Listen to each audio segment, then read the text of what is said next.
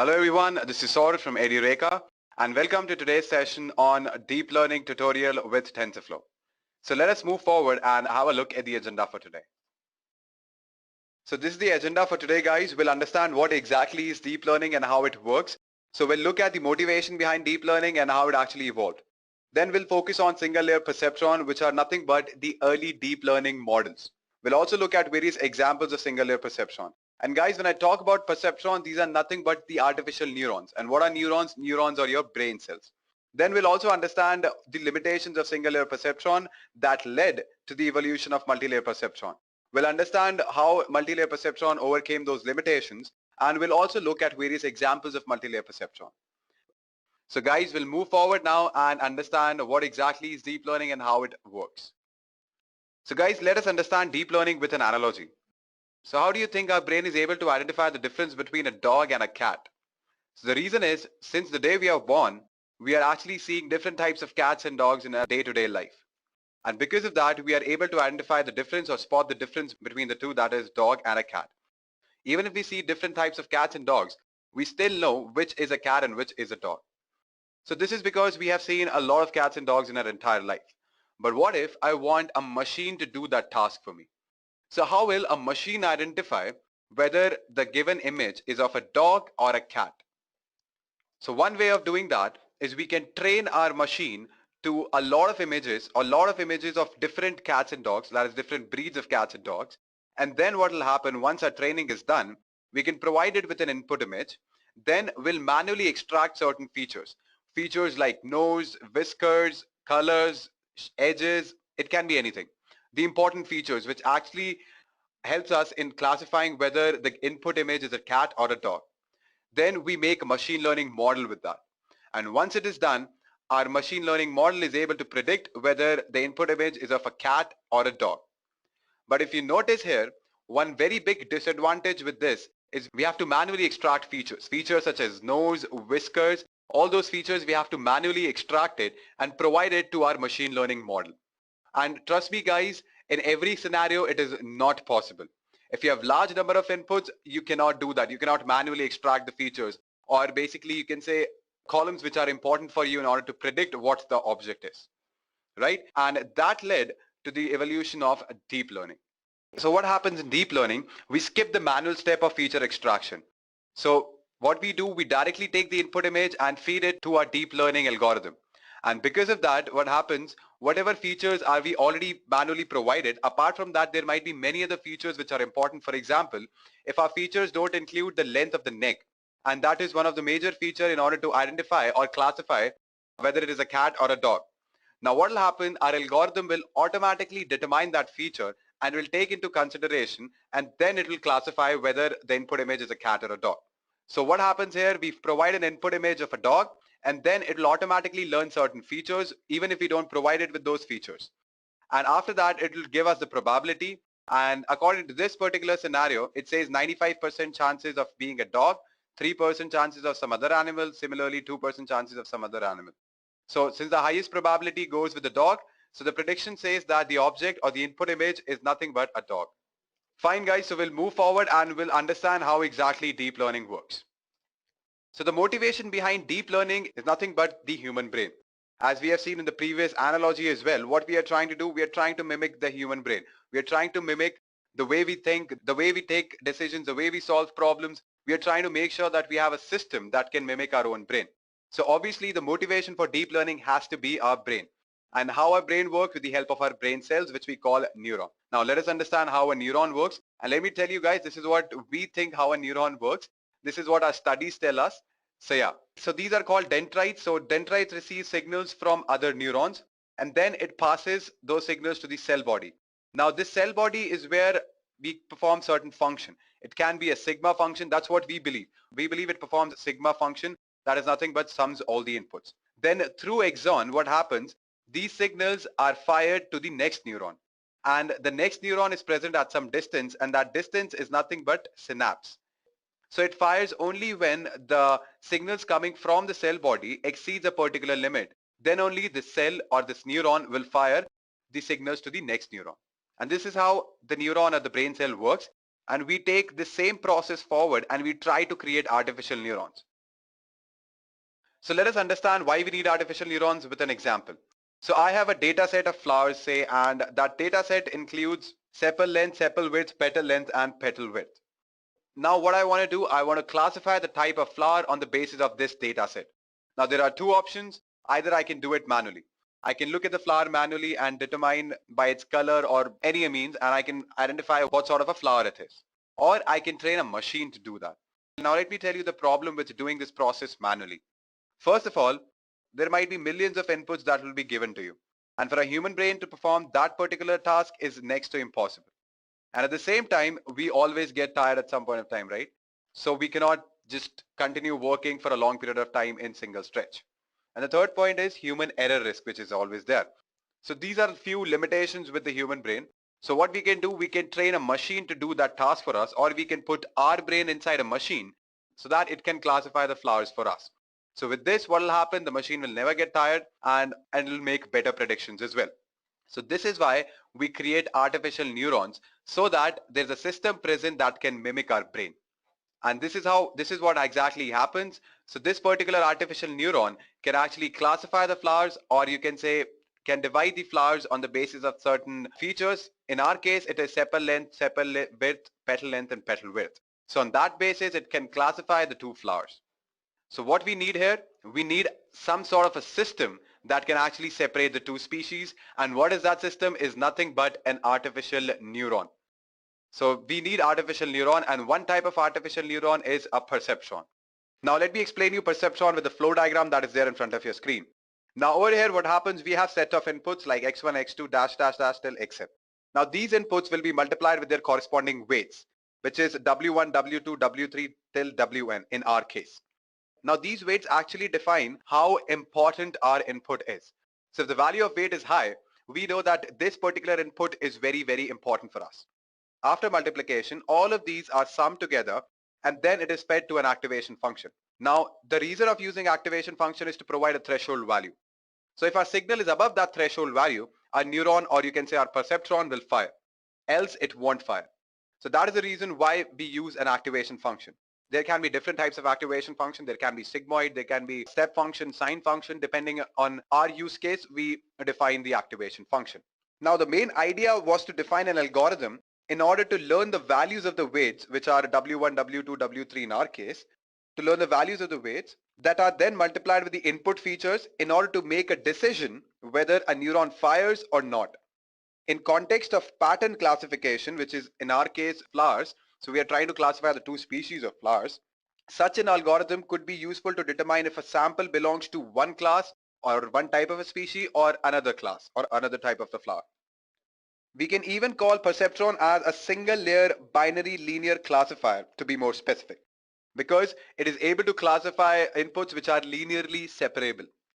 And our main task here is to predict to which of the two possible categories a certain data point belongs based on a set of input variables. Now there's an algorithm on which it works, so let me explain you that. So the first thing we do is we initialize the weights and the threshold. Now these weights can actually be a small number or a random number, and it can even be 0. So it depends on the use case that we have. Then what we do, we provide the input and then we calculate the output. Now when we are training our model or we are training our artificial neuron, we have the output values for a particular set of inputs. So we know the output value. But what we do, we give the input and we see what will be the output of our particular neuron. And accordingly, we need to update the weights in order to reduce the loss, or you can say in order to reduce the difference between the actual output and the desired output. So what happens, let me tell you that. So we need to update the weights. So how we are going to update the weights is, we can say the new weight is equal to the old weight plus the learning rate. Learning rate, we'll discuss about it later in the session.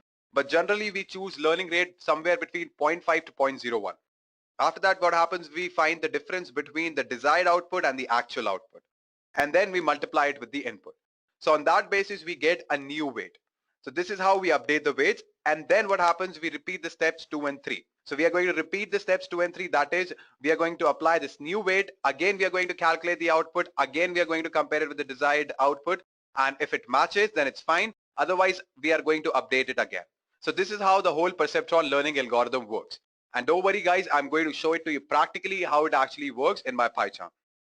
Fine guys, so we'll move forward and we'll see the various types of activation functions. So these are the various types of activation functions that we use. Although there can be many more activation functions, again I'm telling it depends on your use case. So we have a step function. So if our output is actually above this particular value, then only our neuron will fire, or you can say the output will be +1. Or if it's less than this particular value, then we'll have no output, or we'll say 0 output. Similarly for the sigmoid function as well, and same goes for sine function. Now, as I've told you earlier as well, it can be used to classify any linearly separable set of inputs. Now, let me explain to you with the diagram that is there in front of your screen. So we have different types of dogs and we have horses. And we want a line that can separate these two. So our first iteration will produce this sort of a line. But here we can notice that we have error here, as we have classified one of the horses as a dog and a dog as a horse. So error is 2 here. Similarly, what happens, we have updated the weights. Now after updating the weight, what happens, our error has reduced. So what happens now, we have actually classified all the horses correctly, but one dog we have classified wrong and we have considered it as a horse. So our error becomes 1. Once again, what will happen, if you can remember, the step 2 and 3 of our perceptron learning algorithm will be done. And then after that, our weights will be updated and our desired output will become equal to our actual output, and we get a line something like this. So what we have now, we have properly classified dogs and horses. So this line separates both of them. This is how we can actually use a single layer perceptron in order to classify any linearly separable set of inputs. Now we can even use it in order to implement logic gates, that is OR and AND. Now let me tell you how you can do that. First we'll look at OR gate. Now in OR gate, what happens here is the truth table. Truth table, according to that, we have two inputs, x1 and x2. So if both are 0, we get a 0. If any one of the input is high or any one of the input is 1, we get the output as 1. So what we need to do is we need to make sure that our weights are present in such a way that we get the same output. So how we have done that, when the value of weight is equal to 1, and then we provide the input x1 and x2, after passing through this activation function, we get this sort of a graph, which is the graph for our OR gate. Now if you want, I could use a pen and I can explain it to you. Now we have x1 and x2 as inputs. So we provide first input as 0, x1, and this also as 0. So 0 into 0 is again 0, 0 into 0 is 0. And then we pass it through this activation function. Now we need to make sure that whatever value that comes here should be greater than 0.5, then only our neuron or the perceptron will fire. But since this value is actually less than 0.5, so the neuron won't fire and our output will be 0, as you can see it over here. Now let's take the other set of inputs. Now our x1 is 0 and our x2 is 1. So 1 into 1 will be obviously 1. Now in this case, our output is bigger than 0.5. Then what will happen, our neuron will fire and will get 1, the output 1 here, as you can see it in the graph. Similarly, when my x1 is 1 and x2 is 0, in that case also, our output is greater than 0.5, our neuron will fire and will get this sort of a graph. When I talk about 1, 1, then our output will be 2, which is greater than 0.5. So we get an output that is 1. And this is how we get the graph. So this is how we get this graph. And now if you notice, with the help of the single layer perceptron, we are able to classify the ones and zeros. So this line, anything above this line is actually 1, and anything below this line, we have zeros. So this is how we are able to classify or able to implement OR gate. Similarly, when I talk about AND gate as well, so there's a difference in the truth table of AND gate. In AND gate, what happens, we need to make sure that both of our inputs are high in order to get a high output. If any of the input is low, we get a low output. And that's the reason we choose an activation function that is 1.5, which means that if our value or the output is above 1.5, then only our neuron will fire and we'll get 1 here. And there is only one case, that is when both the inputs are high. So when both the inputs are high, let me just use my pen again and I'll explain to you. So x1 is 1, x2 is 1, we get something which is 2, which is obviously greater than 0.5. Pardon me for my writing, but yeah, this is how it is. Yeah. So 1 plus 1, 2, which is obviously greater than 0.5. So what we get, our neuron fires and we get 1 here. But for the rest of the inputs, all will be less than 1.5. So that is why our neuron doesn't fire and we get a 0 output. Don't worry guys, I'll actually tell you how to implement it. I'll open my PyCharm and I'll be showing it to you practically how to implement these gates. So for that, what I'm going to do is I'm going to first import a Python library called TensorFlow. The installation guide of this particular library is present in an LMS for both Windows as well as for Linux. So you can just go through it and it's very easy to install that. And I'll actually execute this practically later in the session. You don't need to worry about it. So this is how we can implement and OR gate. So let's move forward, guys, and we'll actually understand with a use case that is of MNIST dataset. The reason for using MNIST dataset is because it is already clean and will be a perfect example for this. Now what this MNIST dataset contains, it basically contains handwritten digits from 0 to 9, and in that dataset we have 50,000 training images along with 10,000 testing images. So we will train our model with those 55,000 training images, and then we are going to test the accuracy of a model with the help of those 10,000 testing images. And for all of this, we need to understand first what exactly is TensorFlow. So let us move forward, guys, and we'll understand TensorFlow, and then we are going to implement all these things that we have discussed, that is AND gate, OR gate, and the MNIST dataset that I'm talking about. So let's move forward, guys, and understand what exactly is TensorFlow. Now what is TensorFlow? As I've told you earlier as well, we use this TensorFlow library in order to implement deep learning models. And the way the data is represented in the deep learning model is called tensors. Now what are tensors? Now tensors are just the multi-dimensional arrays, or you can say an extension of two-dimensional tables, matrices, to data with higher dimension. Now let me explain to you with the examples that are there in front of your screen. So this particular data is nothing but a tensor of dimension 6, because we have 6 rows and we have only one single column. Now over here we have 4 columns as well as 6 rows, so this becomes a tensor of dimension 6, 4. Similarly over here as well, so we have another dimension, that is the third dimension, in which we have 2 values. So we consider this as a tensor of dimension 6, 4 and 2. So this is nothing but a way of representing data in TensorFlow. Now if you consider the TensorFlow library, at its core it is nothing but a library that performs matrix manipulation. That is what TensorFlow is. Now let us move forward and understand TensorFlow in a bit detail.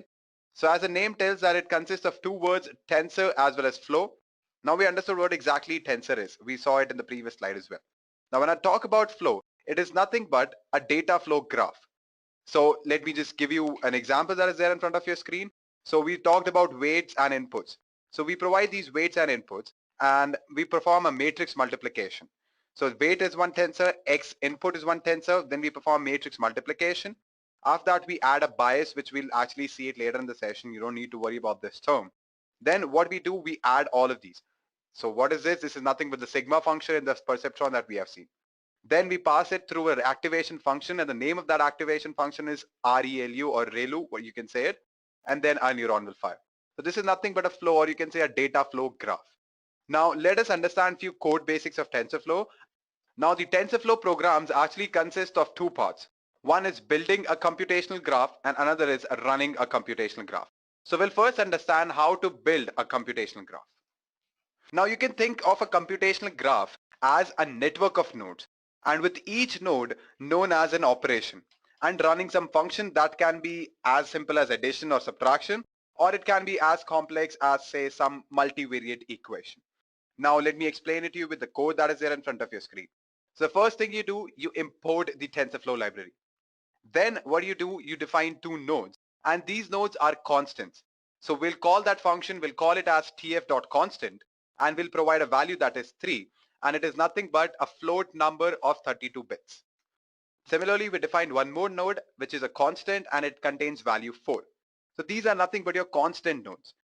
So this is basically what computational graph is. So basically we have built a computational graph, and in this graph each node takes 0 or more tensors as inputs and produces a tensor as an output. And one type of node is a constant that I've told you earlier as well.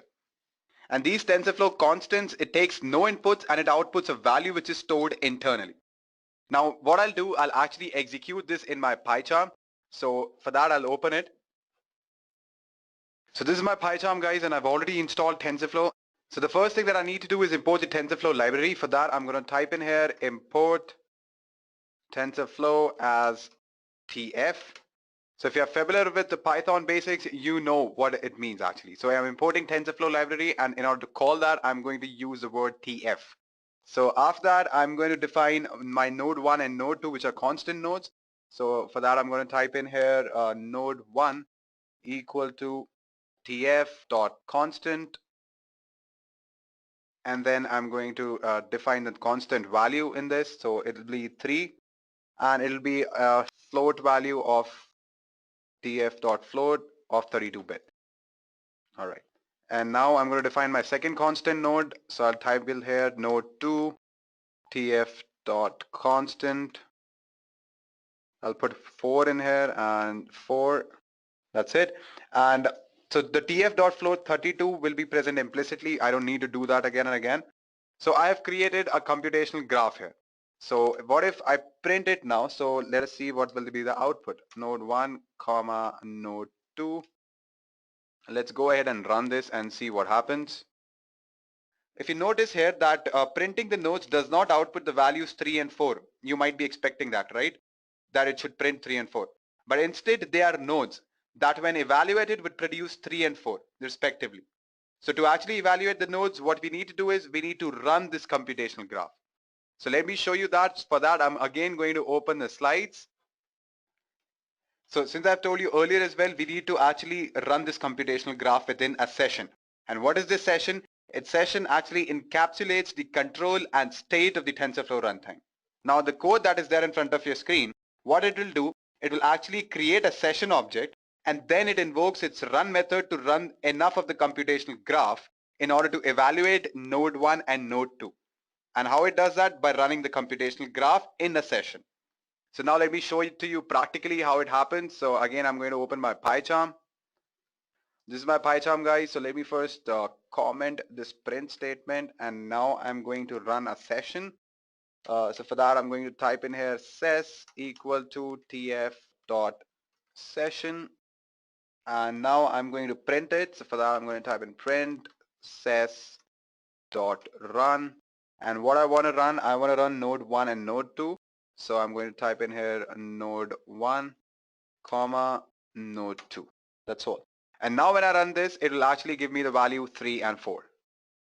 And yup, it does. It gives me the value 3 and 4. So what we did, we first built a computational graph. We first saw how to build basically a computational graph. And then we understood that these all are nodes. So in order to get their value, we need to evaluate those nodes, and how we can do that by running the computational graph inside a session. And when finally, when we run that session, we get the output 3 and 4, which is nothing but the values of those nodes. And the one thing that you must have noticed here is that it will always produce a constant result, right? So how to actually avoid that? So we saw how to run a computational graph as well. Now let me explain it to you with one more example. So this is one example in which we take 3 constant nodes A, B, and C, and we perform certain operations like multiplication, addition, and subtraction. And then we run the session, and then we finally close it. And this is the diagram how it looks like. So we have 3 constant nodes, C, B, A. A contains value 5, B contains 2, similarly C contains 3. So first we add C and B, then we add B and A. Then we get 2 other nodes, that is E and D. And then from that E and D, what we are going to do is we are going to subtract both of them, and then we get the final output. Now let me go ahead and execute this practically in my PyCharm. So this is my PyCharm again, guys. First thing I need to do is import TensorFlow as TF. Then we are going to define the 3 constant nodes. So first is A equals to tf.constant, and the value that will be there in A will be 5.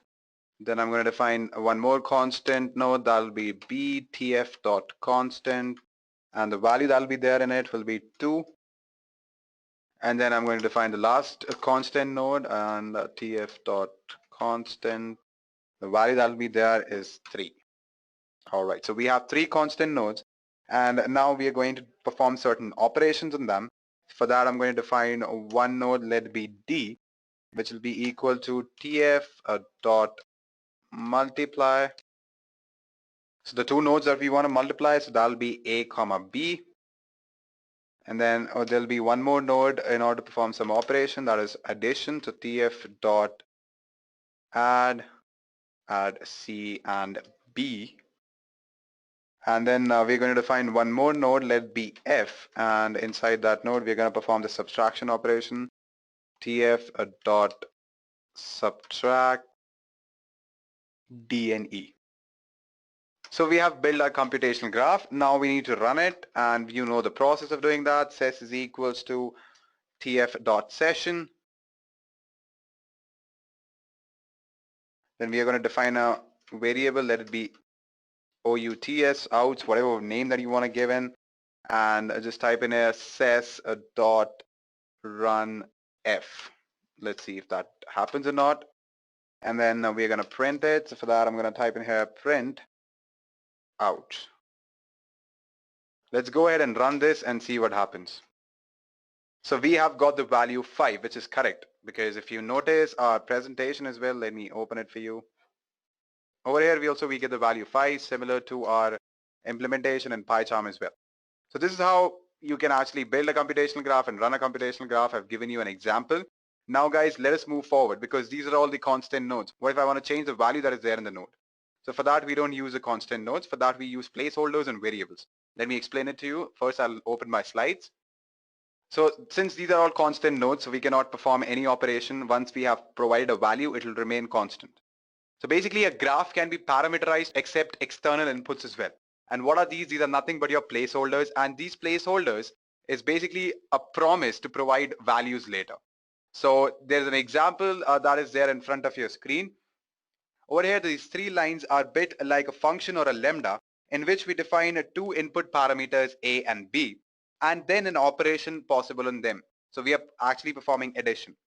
So we can evaluate this graph with multiple inputs by using feed_dict parameter. As you can see, we are doing it here. So we are actually passing all these values to our placeholders here. So these all values will be passed, and accordingly we'll get the output. So let me show you practically how it happens. So I'm going to open my PyCharm once more. I'll remove all of this, and yeah. So the first placeholder, I'm going to name it as A, tf dot placeholder.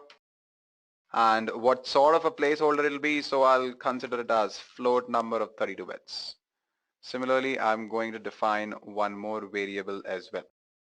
And I'm going to name it as B. Then I'm going to define an operation that I'm going to perform on them. So I'm just going to type in here adder underscore node equals to A plus B. And now our placeholders are currently empty. So as I told you earlier as well, placeholders are nothing but a promise in order to feed values later. So this is how we have built a computational graph. Now our next step is to start a session. So for that, I'm going to type in a ses equals to tf dot session. Right. Since these placeholders are currently empty, and we know that these placeholders are nothing but a promise in order to provide them with certain values later. So let's go ahead and provide the values, or you can say a list of values. So I'm going to type in here print ses dot run adder underscore node. And then the values that I'm going to feed in.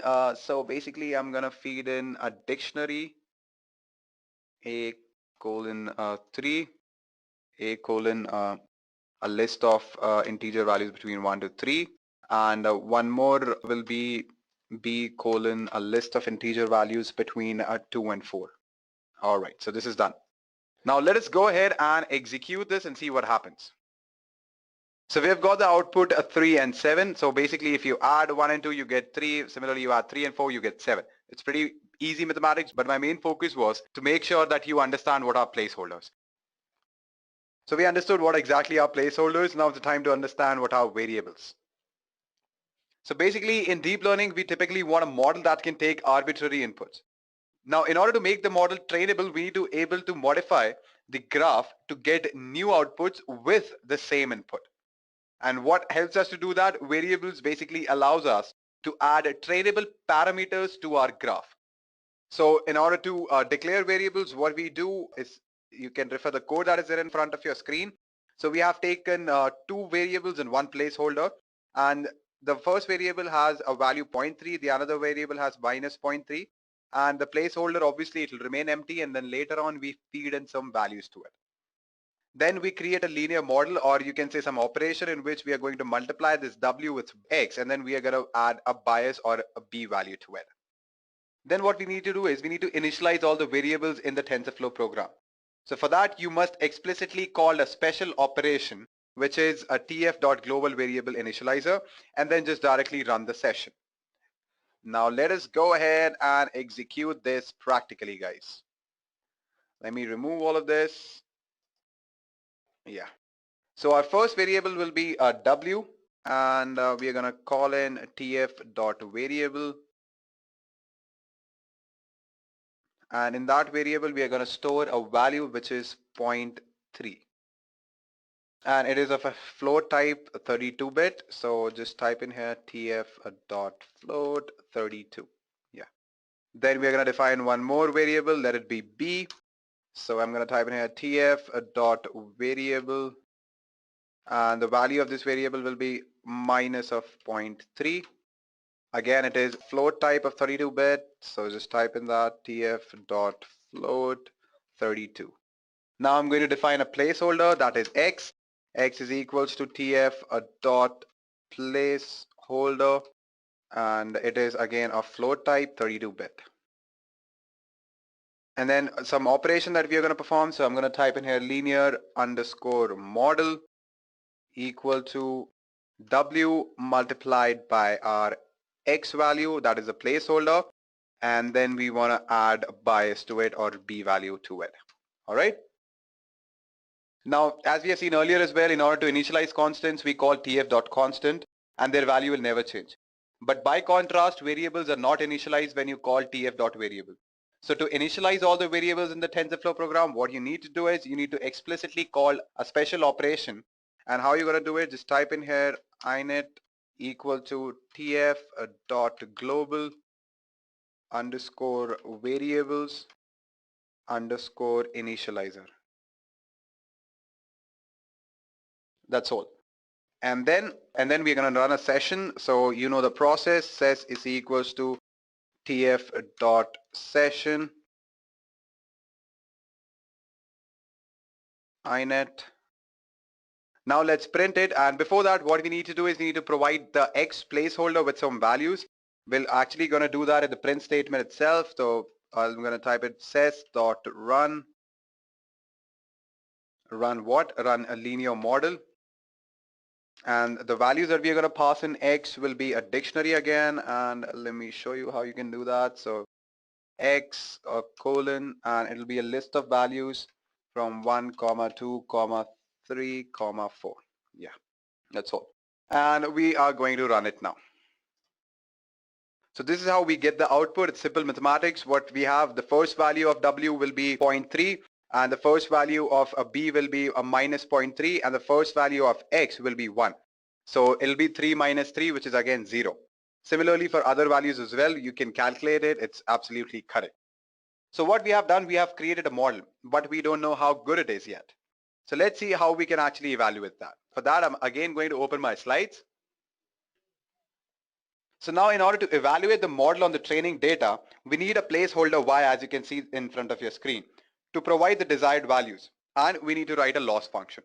So this placeholder y will actually be provided with the desired values for each set of inputs. And then we're going to calculate the loss function, and how are we going to do that? We're going to minus the actual output with the desired output, and then we're going to do the square of it. After that, we're going to sum all of these square deltas, and then we're going to define one single scalar as loss. So this is how we are actually going to calculate the loss. And then after that, we need to provide the values to x and y placeholders. So what I'm going to do, I'm going to open my PyCharm, and then I'm going to show you how correct our model is on the basis of the values that we provide to y placeholder. So guys, this is my PyCharm again, and since here what I'm going to do is I'm going to define a placeholder first. Y is equals to tf.placeholder tf.float32. So I'm going to type in a tf.float32 square delta. I've explained you all these things, but yeah, I'm going to tell it to you again as well. Don't worry about it. tf.square the actual output minus the desired output, and then I'm going to sum all of those losses, or you can say square deltas. tf.reduce underscore sum. So I'm going to type in here square deltas. Then finally print it. So I'm going to type in ses.run loss x colon 1, 2, 3, 4. 0. comma -1, comma -2, comma -3. And that's all, and we are good to go. Let's run it and see what will be the loss. So the loss is 23.66, which is very, very bad. Now our next step is to realize how to actually reduce this loss. So let's go ahead with that. I'm going to open my slides once more. So in order to minimize the error, now in order to reduce this loss, TensorFlow provides optimizers that slowly change each variable in order to minimize the loss function. And the simplest optimizer is gradient descent. In order to do that, we have to call the function called tf.gradients. So as you can see it in the code itself, so we have a tf.train.gradient descent optimizer, and this is nothing but the learning rate 0.01. Then train equals to optimizer dot minimize the loss. So we're going to call this optimizer, which is nothing but the gradient descent optimizer, in order to minimize the loss. And then we are going to run it. So let's see if that happens or not. So for that, again, I'm going to open my PyCharm. And over here, let me first comment this print statement. And now I'm going to type in here optimizer equals to tf dot train gradient descent optimizer, and the learning rate will be 0.01. And guys, let me tell you, this is just an introductory session to TensorFlow and deep learning. So all the modules that we have discussed in the beginning will be covered in detail. So whatever topics are there in those modules will be covered in detail. So you don't need to worry about it. So I'm just giving you a general introduction and overview of how things work in TensorFlow. Now I'm going to type in here train equal to optimizer dot minimize loss. And then now let's go ahead and run this. Ses dot run init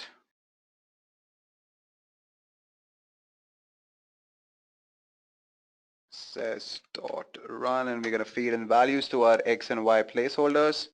Train comma x will have values 1 2 3 4, and y will have values 0 comma -1 comma -2 comma -3. Print ses dot run w comma b. Now let me first go ahead and comment these lines. All right, so I've just made a mistake here. This is in uppercase W, and yeah. So now we are good to go, and let's run this and see what happens. So these are our final model parameters. So the value of a W will be around 0.999969, and the value of our B will be around 0.9999082. So this is how we actually build a model, and then we evaluate how good it is, and then we try to optimize it in the best way possible. So I've just given you a general overview of how things works in TensorFlow. So now is the time to actually implement the AND and OR gate that I was talking about at the beginning of the session. So for that, let me first remove all of this. Yeah. Now in order to implement AND gate, our training data should consist of the truth table for AND gate. And we know that truth table, and we know that if any of the input is low, then the output will be low, and if both the inputs are high, then the output will be high. One thing to note here, guys, is that the bias is implemented by adding an extra value of 1 to all the training examples. So yeah, enough with the explanation. Let's go ahead and code it. So I'm going to type in here t comma f equal to 1 point comma -1 point, and bias will always be 1. So I'm going to type in here bias is equals to 1.0. And now I'm going to provide the training data. So for that, I'm going to type in train underscore in equal to, if one input is true and the another input is also true, then we have bias.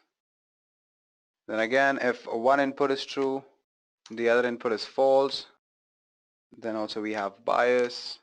Similarly, one input is false, another input is true, then we have bias. And then finally, when both the inputs are false or 0, then we have bias, right? This is our training data, and the train out will type in here as the output, basically train underscore out will be equal to So yeah, if both the inputs are true or both the inputs are 1, then the output is true. Oops, I forgot a comma everywhere. Let me just go ahead and do that. Yeah. So if both the inputs are true, the output will be true. If any of the input is false, the output will be false. So I'm just going to type in here false everywhere because there's only one condition in which we have the true output. All right, so this is done now. Now, as we know that TensorFlow works by building a model out of empty tensors, then plugging in known values and evaluating the model like we have done in the previous example. Since the training data that we have provided will remain constant, the only special TensorFlow object we have to worry about in this case is our 3x1 tensors of vectors. And now what we are going to do, we're going to define a variable and we are going to put in some random values in it. So I'm just going to type in tf.variable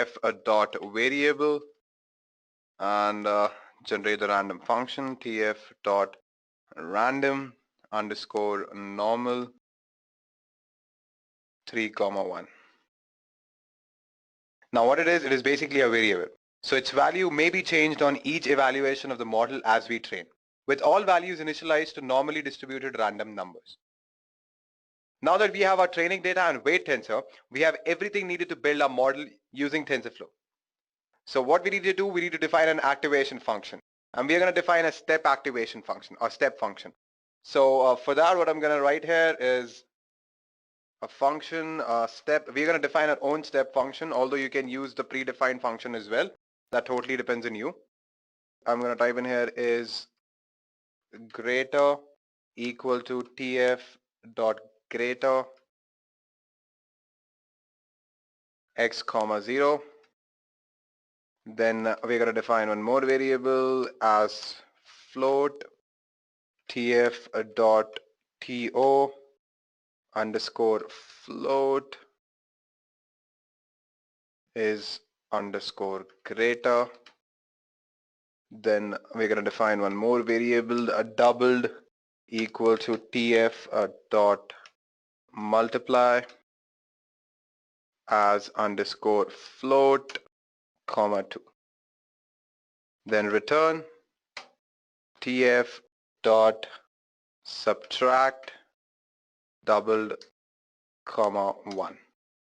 So now this is how we have defined our step function. So with the step function defined, the output error and the mean squared error of our model can be calculated in one short line each. Let me show you how you can do that. So just type in here output equal to, call that function that is step tf dot matrix multiplication matmul train underscore in comma w. Now for error, we're going to type in here error equals to tf dot subtract train underscore out comma output. And for mean squared error, I'm going to type in here MSC equal to tf dot reduce underscore mean tf dot square and then error. Now the evaluation of certain tensor functions can also update the values of variables like our tensor of weights w. So in our case, basically we're going to update the weights w. So first we calculate the desired adjustment based on error, then we add it to w. Now let me show you how we'll do that. So if you can recall, we have done that in the previous example as well, where we were updating the weights and biases. So now I'm going to type in here delta is equals to tf dot matmul, or you can say matrix multiplication train underscore in comma error comma transpose underscore a equals to true. Then we're going to type in here train equal to tf dot assign w comma tf dot add w comma delta. So first matrix multiplication and then we're going to add it all. The model has to be evaluated by TensorFlow session, which we have seen earlier as well. But before that, we also need to initialize all the variables. So first, let me just type in here ses equals to tf dot session. And then I'm going to type in here ses dot run tf dot initialize underscore all variables. So now what our next task is, in order to perform various iterations so that we get zero error. So what we're going to do, we're going to define a variable ERR and our target. So basically our ERR is nothing but our error, which can be equal to 1 or 0 because we are using binary output. So our error can be 1 and our target is to make it as 0, right? Now next what we're going to do, we're going to define epoch. Now you can consider right now epoch as nothing but the number of cycles, or you can say number of iterations that will be required in order to reach the desired output, or you can say in order to reduce the error to 0. So I'm just going to define that. So I'm going to type in here epoch, or you can give whatever variable name you want. And I'm going to type in here max underscore epoch equal to 0, 10, which means that it'll start from the 0th epoch and our maximum value of epoch will be 10. Now I'm going to define while ERR is greater than target and epoch is less than maximum epoch, increase the value of epoch by 1. Then we're going to type in ERR sys.run mean squared error, comma train,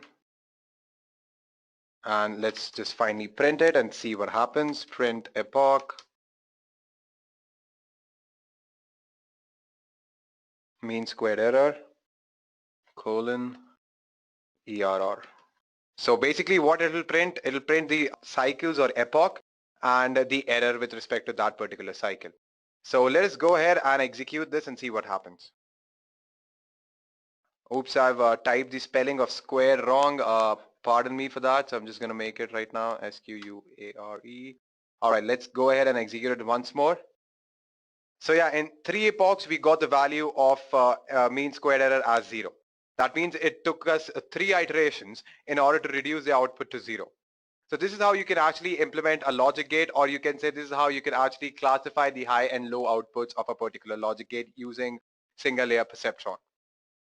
So what I'm going to do, I'm going to create a new Python file and I'm going to name it as mnist, which is nothing but the data set on which we are going to perform the classification of handwritten digits.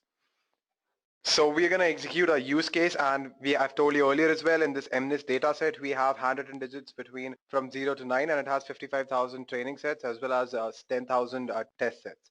So let us go ahead with that. So first thing I'm going to do is download the data set, but before that let me just import TensorFlow library as TF. And yeah, now let us download the data set. So for that I'm going to type in from tensorflow.examples.tutorial.mnist import input underscore data. And now I'm going to type in here mnist is equals to input underscore data underscore data dot read datasets. I'll type in here mnist underscore data comma 1 underscore hot equals to true. Now here mnist is nothing but a lightweight class which stores the training, validation and testing sets as numpy arrays. And when I talk about this 1 hot equals to true is nothing but 1 hot encoding. Now let me tell you what 1 hot encoding is. So for that let me just comment few lines. So 1 hot encoding means that if I'm classifying something as a 7, so if I classify that my digit is 7, so how am I going to represent that? So I'm going to type in here 0, 1, 2, 3, 4, 5, 6. 7th bit will be active, so I'm going to type in there 1, then 8, and then 9. Similarly, if I want to represent, say, that my digit is 2, so I'm going to type in 0, 1. On the second digit, I'm going to type in here as 1, and the rest all zeros. So I hope you got the concept of what exactly 1 hot encoding is. So it's like only one output is active at a time. That's all. So our next step is to start the session like we do every time. So I'm going to type in here ses equals to tf dot interactive session. So I'm just going to type in here interactive session. Yeah. And now we are going to build the computation graph by creating nodes for the input images and target output classes. So for that, I'm going to define some placeholders. For that, I'm going to type in x is equals to tf dot placeholder tf dot float 32, and the shape will be none, 784. Now the input images x will consist of 2D tensors of floating point numbers. Here we assign it a shape of say none, 784 as you can see. So where 784 is the dimensionality of single flattened 28 by 28 pixel MNIST image of handwritten digits. And what none indicates, it indicates that the first dimension corresponding to the batch size can be of any size. Means the first dimension can be of any size. We are not putting any restrictions on that.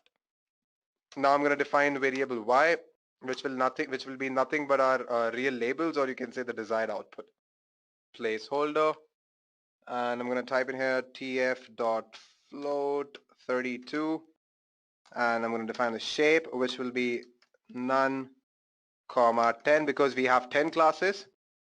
And similarly, y is also a 2D array where each row is one hot 10-dimensional vector indicating which digit class the corresponding MNIST image belongs to.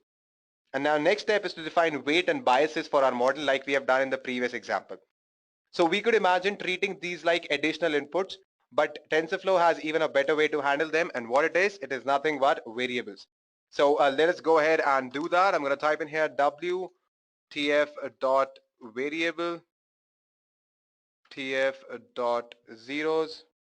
I'm going to initialize it to zeros, and the shape will be a 784, 10. So it's like 28 cross 28 pixels and 10 classes. Similarly, when I talk about bias, so it'll be tf.variable tf.zeros, initialize it to zeros, and the shape will be 10. We pass the initial value for each parameter in the call to tf.variable. Now over here, as we can see that we initialize both w and b as tensors full of zeros, and w is a 784 cross 10 matrix because we have 784 input features and 10 outputs. And when I talk about bias b, it is a 10-dimensional vector because we have 10 classes. And we have learned that before we can use variables in a session, we need to first initialize it. So we're going to type in here sys a dot run, and after that I'm going to type in tf dot global underscore variables underscore initializer. Alright, so we have initialized all the variables. So our next task is to predict the class and the loss function. So we can now implement our regression model. It takes only one line. We multiply the vectorized input image x by the weight matrix w and add the bias. So for that, I'm just going to type in here y equal to tf dot matmul, that is nothing but matrix multiplication, x comma w plus b. All right. So now we can specify a loss function very easily. So the loss indicates how bad the model's prediction was on single example. We try to minimize that while training across all the examples. So now we can specify a loss function. Now loss indicates how bad the model's prediction was on a single example, and we try to minimize that while training across all the examples. Now here our loss function will be cross entropy, or you can say the difference between the actual output and the predicted output. So for that, what I'm going to do, I'm going to make use of softmax cross entropy function. So here the loss will be the difference between the target output and the actual output. So for that, what I'm going to do is I'm just going to type in here a variable name. I'm going to name it as cross entropy. And yeah, entropy equals to tf dot reduce underscore mean. And then just type in here, let me just enter the next line, tf dot nn dot softmax underscore cross entropy with logits. And now over here I'm going to type in first our target output, which will be labels equals to y, comma our actual output, so it'll be logits is equals to y. That's all. So over here, let me just give you a brief idea of what is happening. So labels is equals to y means that this is our target output and this is the actual output. So we'll name it as y underscore. And so what exactly is happening? It will calculate the difference between the target output and for the actual output for all the examples. Then it is going to sum all of them and then find out the mean. So this is what basically this cross entropy variable will do. Now that we have defined our model and training loss function, it is straightforward to train using TensorFlow. Now we need to train our model. So TensorFlow has a wide variety of built-in optimization algorithms, as I've told you earlier as well. And for this example, we'll use steepest gradient descent with a length of about 0.5 to descend the cross entropy. So basically we're going to use a 0.5 learning rate, or you can say the step length. So for that I'm going to type in here train underscore step equal to tf dot train dot gradient descent optimizer, and the step will be 0.5 and minimize the loss, so minimize cross entropy. That's it. So what this one line basically will do, it will minimize the cross entropy, which is nothing but the loss function that we have defined. Now in the next step, what we are going to do, we are going to load 100 training examples in each training iteration. So each time the training iteration happens, it'll take 100 examples. We then run the train underscore step operation, which is nothing but to reduce the error, using feed underscore dict, which is nothing but we are going to feed the real values to our placeholder y. Now next what we are going to do, we're going to load 100 training examples in each training iterations, which means that for each iteration we'll take 100 training examples and we'll run the train underscore step operation, which is nothing but the optimizer here. And after that we're going to use a feed underscore dict to replace the placeholder tensors x and y with the training examples. So basically x will contain the input images and y will contain the actual outputs, or you can say the desired outputs. For that I'm going to type in here for underscore in range 1000 batch equals to mnist dot train dot next underscore batch 100 train underscore step dot run, and I'm going to feed in the values to x and y variable. Feed underscore dict equal to x colon batch 0 comma y colon batch 1. That's it. Now we need to evaluate our model. We need to figure out how well our model is doing, and for that I'm going to make use of tf.argmax function. Now this tf.argmax function, let me tell you how it works. First I'm going to type in here correct underscore prediction equals to tf.equal tf.argmax y underscore comma 1 comma tf.argmax y comma 1. So basically this tf.argmax y underscore comma 1 is a label our model thinks is most likely for each input. That means it is our predicted value.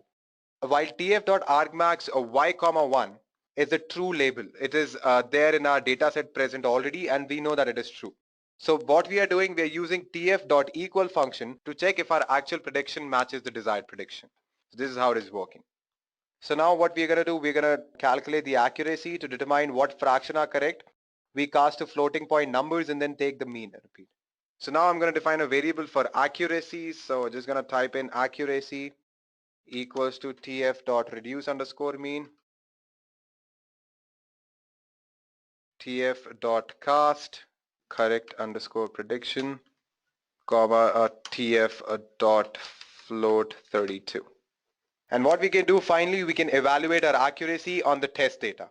And this should give us accuracy of about 90%. So let us see if that happens. So I'm going to type in here print accuracy dot evaluate eval feed underscore dict equal to x colon mnist dot test dot images comma y colon mnist dot test dot labels.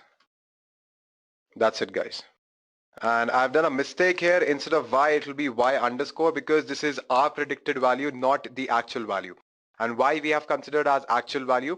and this y underscore will be our predicted value. So this is the mistake that I made. So yeah, now I think the code looks pretty fine to me, and we can go ahead and run this. Let us see what happens when we run this.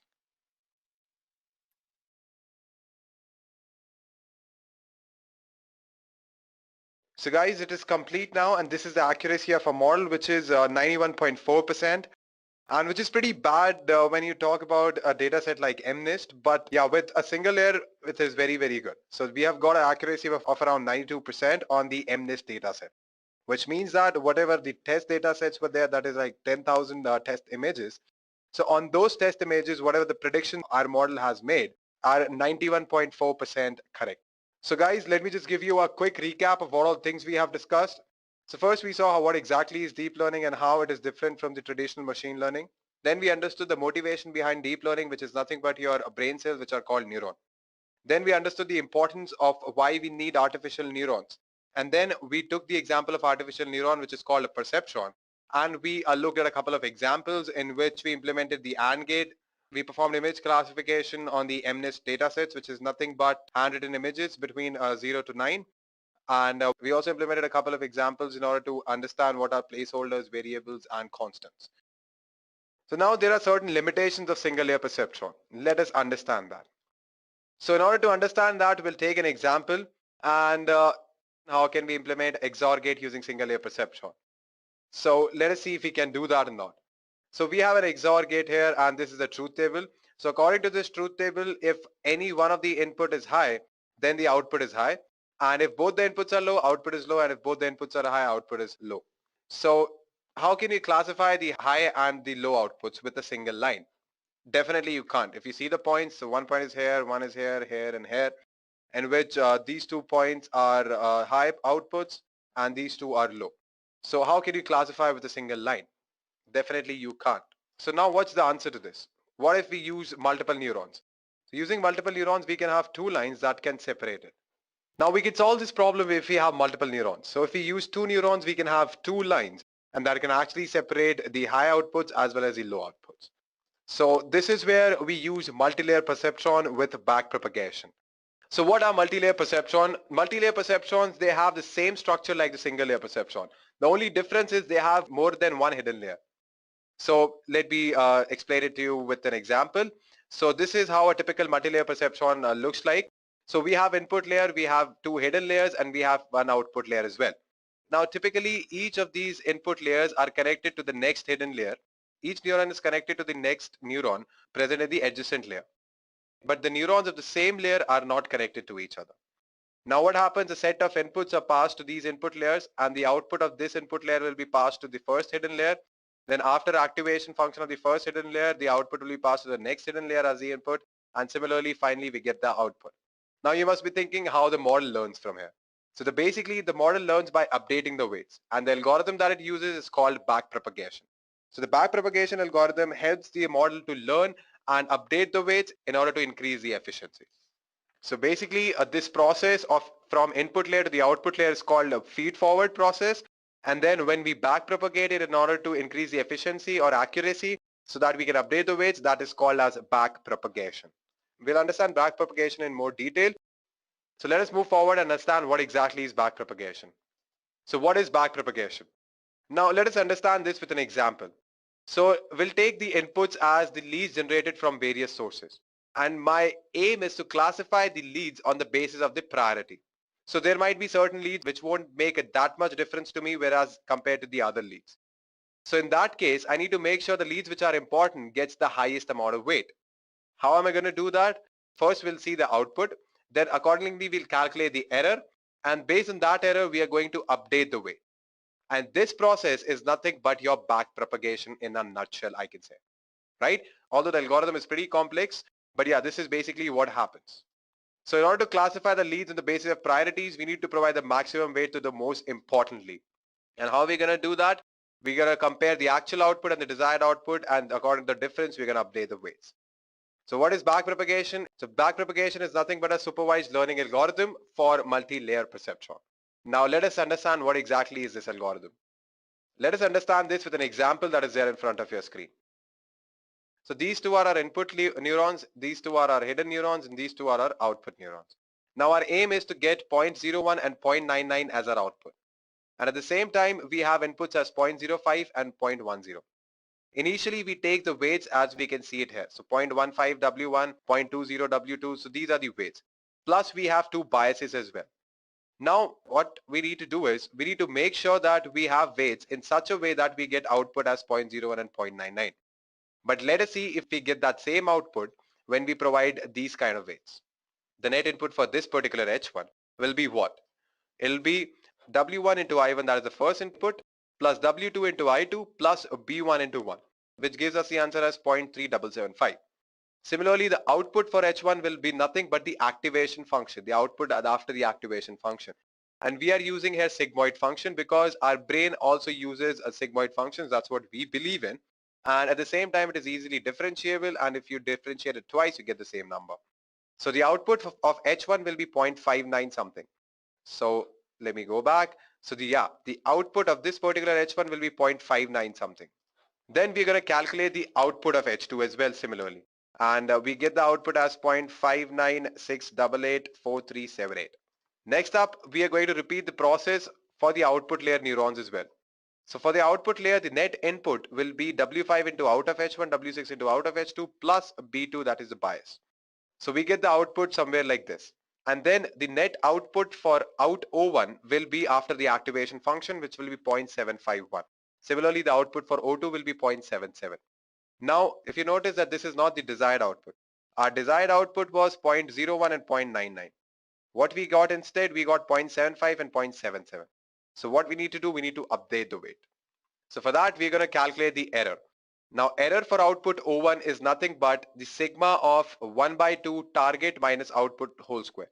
Target is nothing but your desired output and output is your actual output. So your error of output of O1 neuron will be 0.278. Similarly for O2 will be 0.023. So the total error comes down to 0.29 something. Next up, we need to update the weight so as to decrease this error. Now what we're going to do, we're going to first calculate the change in total error with respect to any of the random weight. We'll take W5 for example, just to show you. So we're going to calculate the change in the total error when we change with respect to the weight W5. So we're going to apply a chain rule here. So using partial derivative, we're going to calculate E total by delta of out O1 into delta of out O1 by delta of net O1 and then delta of net O1 by delta of W5. As you can see it from this particular example as well. E total, change in E total with respect to out O1, change in out O1 with respect to net O1 and change in net O1 with respect to W5. We're going to multiply that and we're going to get this particular term.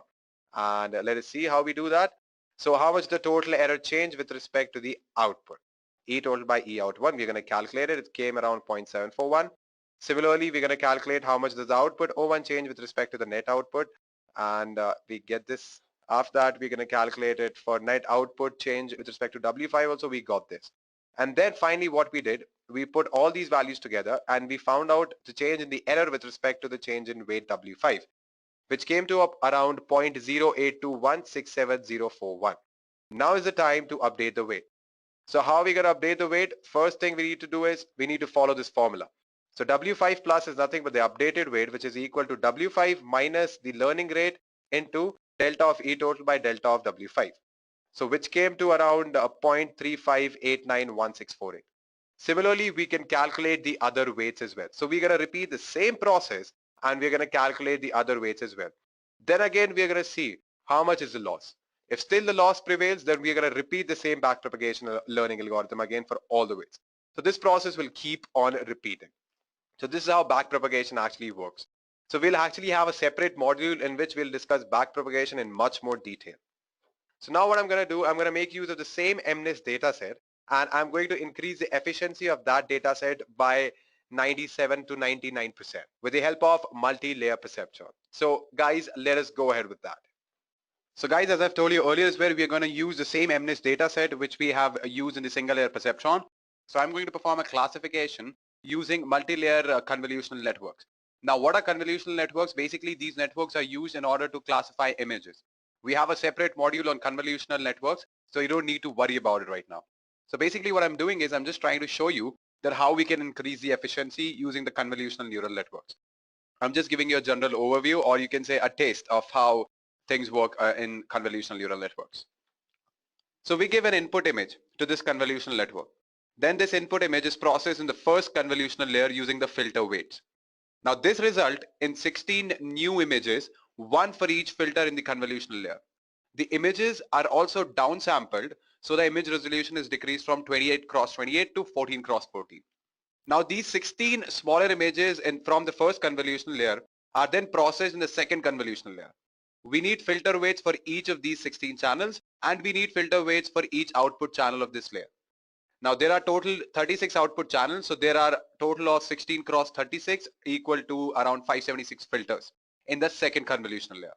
Now the resulting images are downsampled again to 7 cross 7 pixels. The output of the second convolutional layer is 36 images of 7 cross 7 pixels each.